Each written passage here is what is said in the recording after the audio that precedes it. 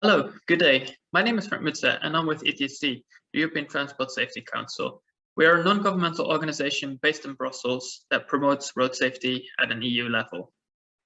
Today I'll be delighted to talk to you at the Festival of Road Safety about the Learn Manual for developing and evaluating traffic safety and mobility education activities. Before I'll dive into the manual, I'll give a brief overview of the project. So in 2017, together with VSV, we organized the first European traffic education seminar, and experts from across all Europe attended the seminar. Several educational projects were presented during the day, as well as 2 presentations on quality standards for traffic safety education. And there were 2 key takeaways from this seminar. The first one was that Europe lacked a platform where road safety education experts could share and discuss best practices with each other. The second was that there was no common methodology with regards to the design and evaluation of educational projects, something that would facilitate both the comparison of projects from different countries, as well as the ability to learn from each other. In 2018, the Learn project was then launched by ETSC, Fondation Mafre and VSV to address in particularly these 2 issues. The first aim is therefore to improve the quality of traffic safety and mobility education in Europe through the publication and promotion of reports such as the manual, which will be presented today. And the second aim is to enhance the community of road safety education experts by organizing more European seminars and providing a platform for discussion. As a first step for the project, an expert panel was established in order to support the Learn project. It gathers some of Europe's leading experts on road safety education, and their guidance and contributions have been invaluable to the project. And the manual, which I'm going to show to you today, has been drafted by them. And the first thing that we discussed with experts was, what actually is traffic safety and mobility education? After a long and careful discussion, we defined it as all measures that aim at positively influencing the traffic behavior of persons. In order to limit the scope of the project, we focused specifically on children and youngsters up to the age of 18, as this is the target group that most educational activities focus on. Our definition, however, also already reflects a quality criteria. Traffic education should not only about learning about traffic rules and signs, the knowledge aspect, and learning how to ride a bicycle, the skills aspect, but it should also be about making sure that children have the right attitude and motivation to participate in traffic safely. Moreover, they should also learn about sustainable mobility as well, as this is a topic that goes hand in hand with traffic safety. And it is important to talk about the safety of children and youngsters in the EU. 1,188 children and youngsters under the age of 18 died in 2016, and more than 19,500 had been killed in the decade before it. Many more sustained life-changing injuries. It is therefore important to improve the safety of children and youngsters through education, as well as other measures such as vehicle safety, infrastructure safety, enforcement, etc.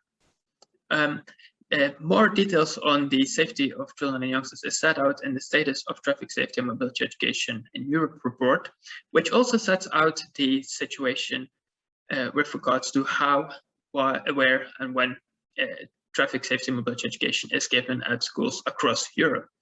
And one of the key takeaways from this report is that there is a lot of room for improvement in the provision of such education, especially at secondary schools, where at the moment such education is sparsely provided.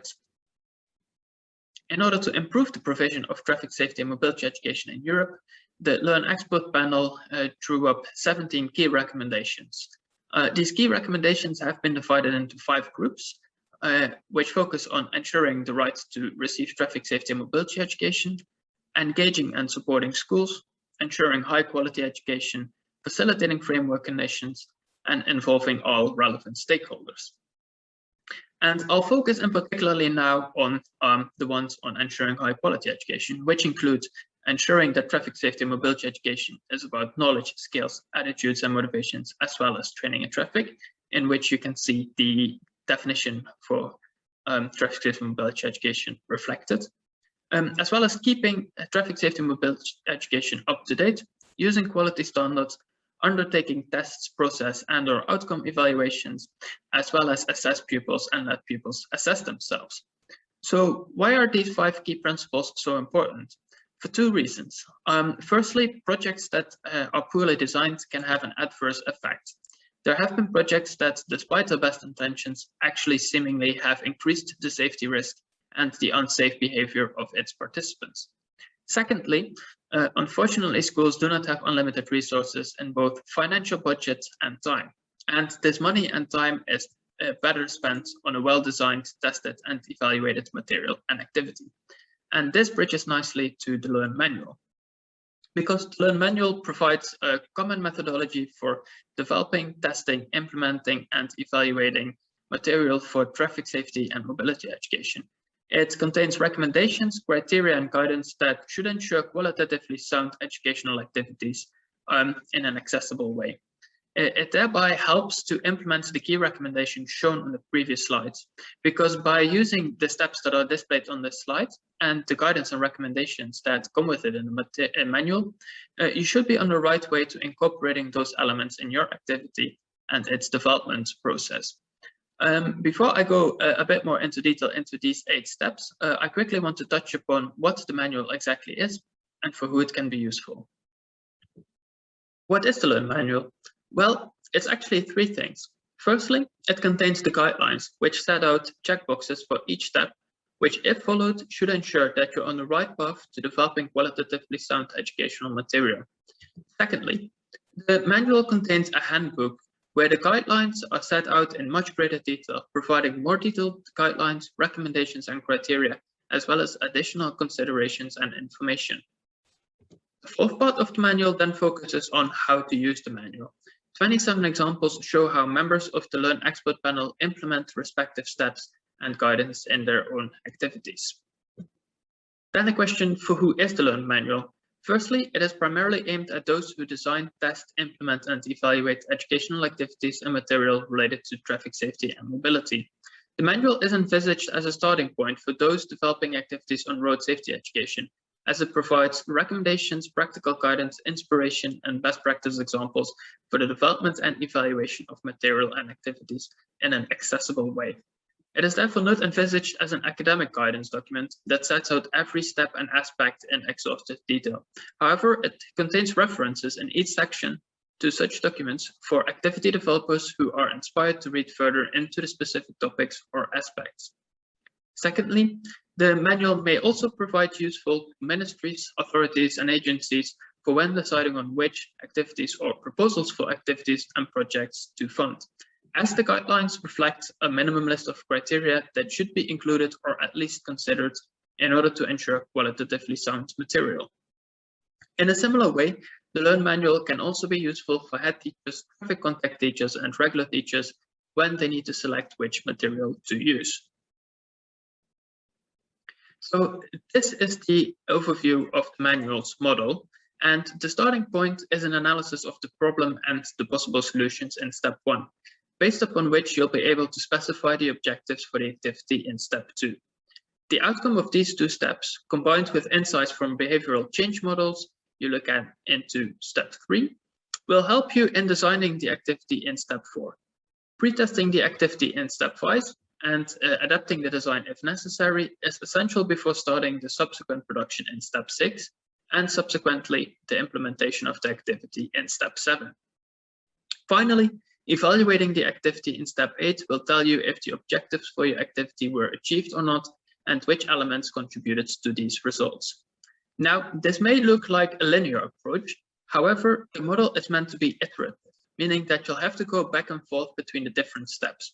For example, the results of pretesting may show that your activity is not working and that you should go back to defining new objectives or making a new design.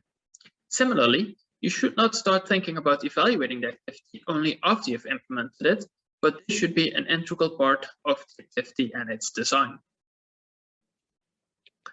So I'll now go through the model of the manual, setting out each step in more detail. But before starting with any of the steps, it is important to be aware of 3 things. Firstly, it is important that you develop your activity in line with your country's national goals for traffic safety and mobility education. You may find these in the curricula for schools, in other governmental policies that you could use as an interdisciplinary team to link it to, as well as take into account any road safety strategies. Because it is important that the objectives of your activity contribute towards achieving these national goals. Secondly, to learn key principles, and especially the group on ensuring high quality education that I set out a couple of minutes ago. And thirdly, the 5E model. And let me make this a little bit more readable. So much of the research points out that pupil active teaching, when followed up with reflection, application, recapitulation, and continuous assessment, yields good results. Pupils must be motivated and involved, and the teaching must be based on the pupils' prior knowledge. Furthermore, pupils should have the opportunity to explore, explain, and extend their knowledge and understanding. Continual assessment should also be an integrated part of teaching, and this is all covered by the 5E model. The 5E model is called that simply because all 5 pedagogical concepts start with the letter E. Engage, explore, explain, elaborate, and evaluate, with evaluation at the center of the model, because the purpose of evaluation is to promote learning and because it occurs in all phases of teaching. The 5E model is a tool to support teachers in planning, implementing, and evaluating the learning for the actively participating pupil, and the manual therefore recommends to make sure that the activity itself encourages the teacher to use the 5E model as a tool to develop, plan, implement, and evaluate their lessons. Moreover, it is also a tool to support you as a developer in designing and implementing the activity, as well as a tool that is very useful when evaluators test and evaluate the activity in order to determine whether it is successful in engaging the pupils and making them explore, explain, elaborate, and evaluate. Then moving on to the first step. The first step concerns the activity's problem analysis and needs assessment. The manual recommends to work at 2 levels in this regard: the general strategy for the target age group and an activity-specific strategy. The general strategy, you look at the big picture for the target age group, and it sets out things like the target age group characteristics when it comes to road safety figures, the characteristics of the collisions they're involved in, contributing risk factors, as well as their psychological and cognitive characteristics. And the general strategy also sets out what is to be achieved for the target age group, your strategic goals, what besides the activity do you further plan to undertake. In addition, it looks at which partners you could cooperate with. And in the activity-specific strategy, you build on the general strategy and add activity-specific data. For example, the problem description and problem analysis, as well as an identification of the behavioral and circumstantial aspects of the problem, the identification of factors that contribute to the unsafe behavior, and you specify the target group of the activity in more detail. Step 2 then concerns the setting of objectives and outcomes. And you first have to decide whether you are targeting actual behavior or intentions to engage in behavior.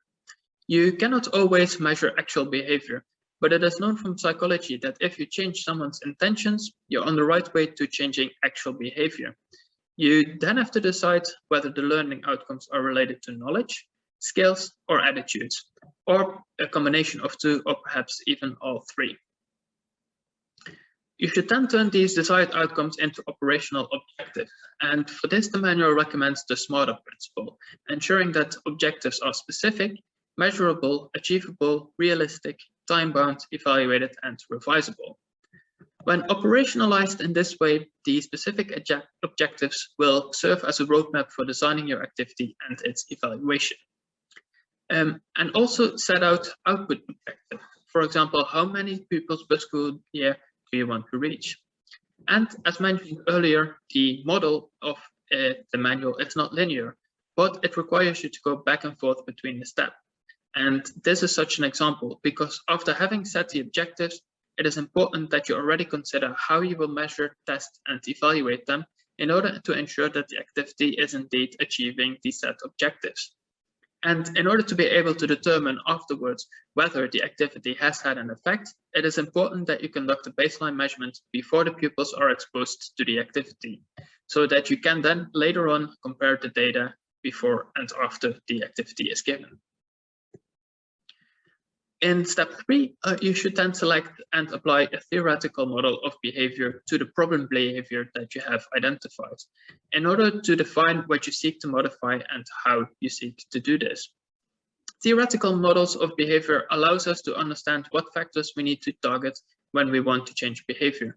And insight into these factors can help determine an appropriate focus for educational activities. It will make it easier to formulate what it is exactly that we want to modify and how we seek to do this. In addition, step 3 also recommends a theory of change one-pager that summarizes all the key information from the previous steps. This document is useful for internal communication on the project as well as external communication, for example, towards funders of the project. You can see an example of a theory of change one-pager on the right bottom of the screen.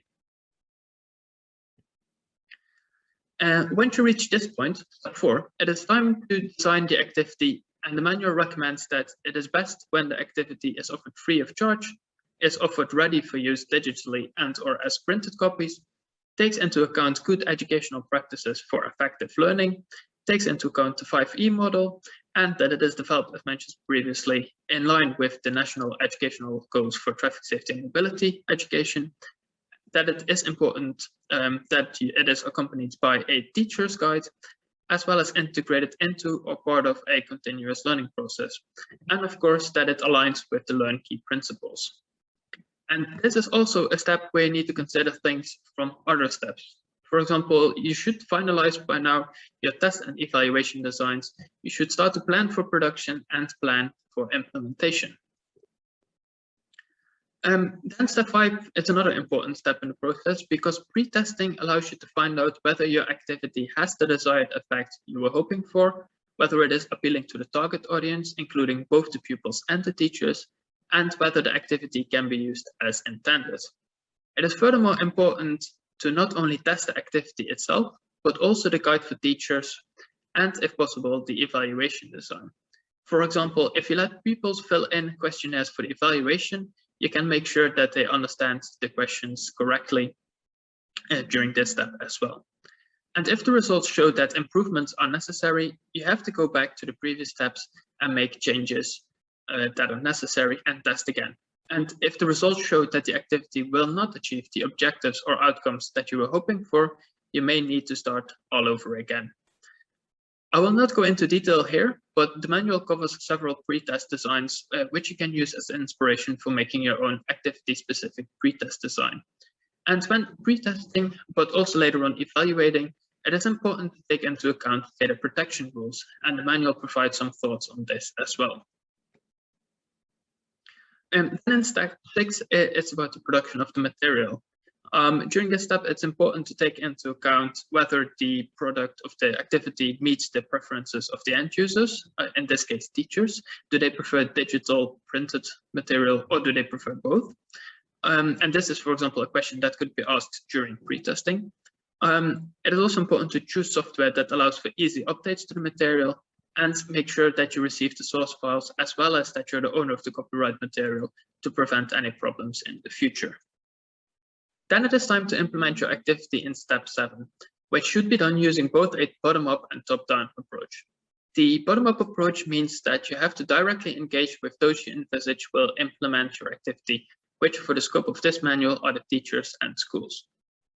The top-down approach involves you approaching those actors that have the authority or power to implement your activity at schools, such as, for example, ministries, agencies, and municipalities. Depending on your country, it may actually be crucial to involve those actors right from the start, as it could be that only with their support and commitment, implementation at the schools will be possible. You should also have an implementation plan and a communications plan, the latter of which should include direct communications to the schools and the teachers. The manual furthermore goes into detail on possible cooperation with other actors such as teachers and head teachers, parents, the police, different governmental level, and other partners. And then finally, evaluation. in step 8. Why should you evaluate? Well, most importantly, to know whether the activity works or not, and why the activity or part of it is successful or unsuccessful. Furthermore, evaluation will help you find out whether it was cost effective or not, and it will help grow the existing knowledge in the road safety education community. Most importantly, do not be afraid of bad results. If, contrary to your high hopes and expectation, it turns out that the evaluation shows no effects at all, or even worse, negative effects, this is a unique opportunity to learn what went wrong. A properly conducted evaluation can tell you what you should do and should not do to avoid similar disappointments in the future. And it is important that if the results are not positive, that you go back to previous steps to make the adjustments as necessary, or even start over again. And again, it's important that you do due to the limited budget and time that is available, and it's therefore better spent on well-designed and evaluated material. The manual sets out several things with regards to the evaluation. For example, the different types of evaluation, focusing on outcome, process, and economic evaluation. It also provides tips on performing the outcome and process evaluations. For example, going into the use of indicators and setting out different methods that could be used. It also sets out minimum criteria of what to do when evaluating. Most importantly, that it's not just about reach and the appreciation by the students, so the process evaluation, but that you also include outcome evaluation measures to see whether your activity has led to a change or not. It sets out different evaluation designs, as well as ideal requirements for outcome evaluations. And the main message here is to not be afraid to evaluate. Although conducting proper evaluations may seem like a lot of work, there are usually good opportunities to evaluate traffic safety activities targeting children and youngsters. And the manual provides guidance on what you could do to evaluate your activity, even if you're on a smaller budget. So this was my presentation on the Learn manual, which you can download for free at www.trafficsafetyeducation.eu/manual. At the website, you can also find the other 2 reports that I found, as well as more information on traffic safety and mobility education. Thank you very much for your attention.